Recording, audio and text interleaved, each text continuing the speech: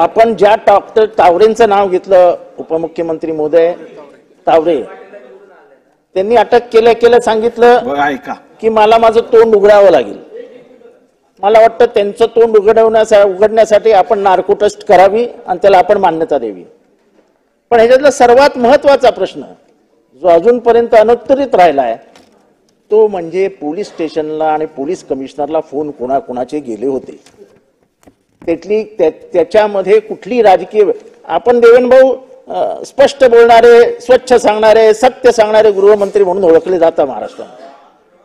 त्यामुळे हे सगळे बोलत असताना आपल्याकडनं महाराष्ट्राला सत्याची अपेक्षा आहे की क्रिमिनलायझेशन ऑफ पॉलिटिक्स हा बीजेपीचा नेहमी आवडता सब्जेक्ट राहिलेला आहे की राजकारणाचं गुन्हेगारीकरण व्हायला नको.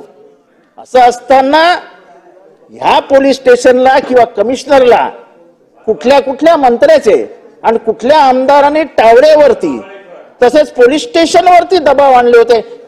कॉल रेकॉर्ड्स आहेत, अमितेश कुमार यांनी स्वतः इंटरव्ह्यू दिलेले आहेत.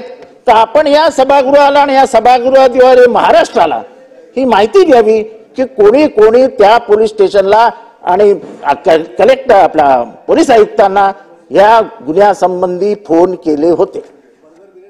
आणि बिरघर बिर्याणीवर का देण्यात आले साहेब? पोलीस आयुक्तांना किंवा पोलीस स्टेशनला कुठल्याही मंत्र्याने फोन केलेला नाही.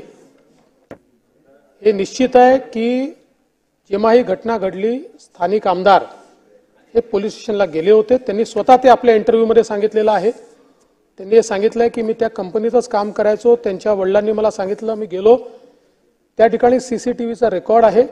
ते पोचल्यानंतर जवळपास 35 मिनिटांनी पीआय तिथे पोचले. त्यानंतर 15 मिनिटं त्या ठिकाणी ते पीआय कडनं त्यांनी पीआयशी चर्चा केली. पीआय कडनं त्या संदर्भात सगळी माहिती घेतली आणि त्यानंतर ते तिथनं निघून गेलेले आहेत. याच्या व्यतिरिक्त कोणीही दबाव आणलेला नाही, कोणाचाही फोन रेकॉर्ड नाही.